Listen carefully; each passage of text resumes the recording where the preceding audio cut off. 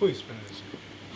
Rene Redzepi is a man living in Copenhagen, born from a Macedonian father and a Danish mother, and I am born in 1977. I've raised half my life in Macedonia, and I started as a chef when I was 15 years old. My trainee, I finished that. Went around the world to work. In 1997 I was in France in Jardin d'Essence, a 3-star restaurant back then. In 1997 I also went to eat at a restaurant just south of the border called El Bulli. Back then it was not so famous outside of Spain as it is today. And so in 1998 I worked there for a season. When I worked there, the sous chef of French Laundry, he was there for 4 days. His name was Grant Atkatz from Alinea. Yeah. He speaks no English, no Spanish, or no, of course English, no French, no Spanish. So I helped him with French, and then he told me about the restaurant in America. I never heard of it before, French Laundry. So next year I went there to the French Laundry. And then I came back, worked as a sous chef in Copenhagen, and then Noma in 2003, November. And that's a very short version of my life. How can you describe Noma? Noma can best be described as a restaurant that always tries to give the guests, our guests, a sensation of time and presence. That for me is one of the most important things for a restaurant. Where in the world are you? What time of the year are you in? That's the ultimate expression we want to deliver to our guests. For me, there's a lot of restaurants today where if you close your eyes, you could be in Sao Paulo or in London or whatever, you know. So many of the so-called contemporary modern restaurants. We want to be a restaurant that really explores our culinary heritage and our product diversity and puts it in a modern context and tries to define a flavor that captures the terroir. You know, a flavor. So when you eat, you should feel that you're eating the surroundings, eating with the soil. You know, the terroir is a term. You know the term, right? It's a term. A terroir is the term that you use for all the microclimatic circumstances there is surrounding the soil, the weather, the humidity, the farm. You know, everything that surrounds you means a difference. That we want to express on the plate. That's the best way, and in a very short way, I can explain it. So it will be possible to have the Noma concept in another place, in another country? Well, no. I mean, we have a problem getting the products here, you know, because a lot of our products are wild. They are farmed, and if they're farmed from farmers that are small. You understand? Yes. One, he grows biodynamic carrots and cabbage for 5 restaurants. Perhaps not even that, you know. And also a lot of the products, they're wild. You pick them in the morning, you serve them at the night because they will die after one day. What you can do with Noma is that you can take our mental way of being and apply that to anywhere. You understand? Yes. That can happen, yes. But as to have, let's say, a Nordic ingredient-based restaurant in Madrid, not like Noma, perhaps in a more pop-orientated way, you know, that could happen. What do you think when the people compare you with Adurit or Michel Rash? I mean, I think that we're very different. I've only been to Andoni once,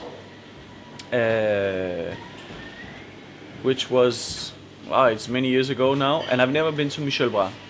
But of course I know Michel Bois. I'm inspired by Michel Bois. Like I'm inspired by Andoni, but you know I'm also inspired by other people, and I understand why there's a link. You know, because it seems that we all love vegetables. I love vegetable. I've been raised with vegetable because in my Macedonian heritage, it's a very rural way of living. Some would call it poor, where you don't eat a lot of meat. You don't eat a lot of fish because there's no money for that. You eat what you grow, and you grow vegetables. So I've grown up on vegetables. This is really what I enjoy a lot. So there's this very juicy, succulent, vegetable-driven cuisine that has a resemblance, of course, and I for sure see the link between these three restaurants. But I really feel that they're also very distinct and different. The three restaurants. What's the meaning of being an eco chef? What's the meaning of being an eco chef? I don't know. I heard the term first time a few months ago. I've never heard it before. It's not me that said it. It's quite interesting because some people say that you are most eco chef in the world. So I don't know who came up with the term. It's like molecular gastronomy, you know. Ask Ferran about molecular gastronomy, and he will take you up like this, you know. It's true, right? I mean, we are a regional European restaurant. If we are eco chef or whatever we are, I also heard the term the new naturals. I don't know. why are you only using local ingredients? Okay. Yeah. Well, first of all, there are so many ingredients around the world that is incredible. That deserves a spot on any table. Just olive oil, for one. I love olive oil, you know. I love olives. But for so many years in our region, we've always looked south of the border for everything or anything of a high gastronomical value. You understand? So we lost sense of our own product range. We have lost ourselves in a little bit. So we are still on a discovery journey. And if we don't tell ourselves that we have this frame where we try to work only with our own indigenous ingredients, or our own ingredients that are grown here, then we won't explore our region again. You know, the discovery journey would not make any sense. You know, we're on a discovery journey here. We're trying to rediscover our culinary product range. And in order to go all the way, until it doesn't make sense anymore, we will try to work only with our own products. But I'm not saying that in the future we won't have a drop of olive oil in the sauce. Maybe we will, but first we need to explore all the other natural oils that we have in our region and see how we can use them, you know, to discover them again. Not always just say, well, this one's not good, let's just take olive oil. But well, what else is there? What else is there? Let's explore now, you know, let's go all the way. This has got nothing to do with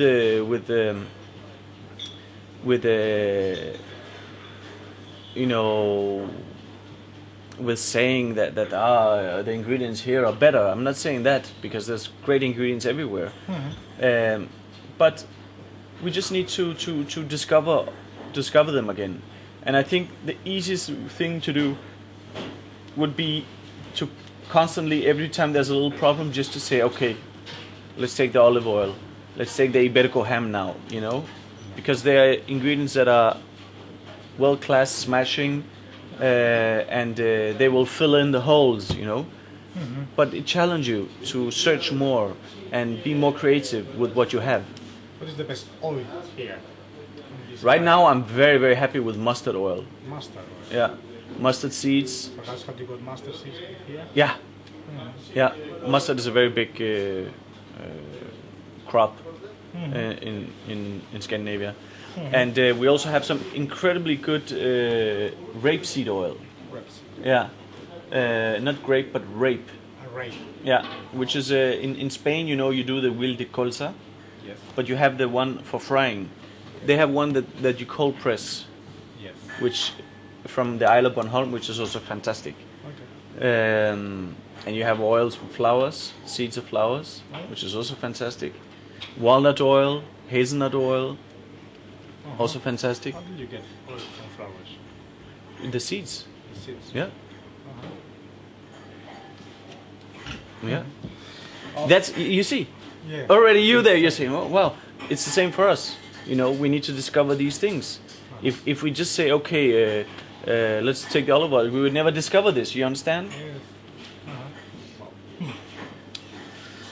Okay, we are going now to speak about the dishes, your dishes. Yeah. How do you create a plate?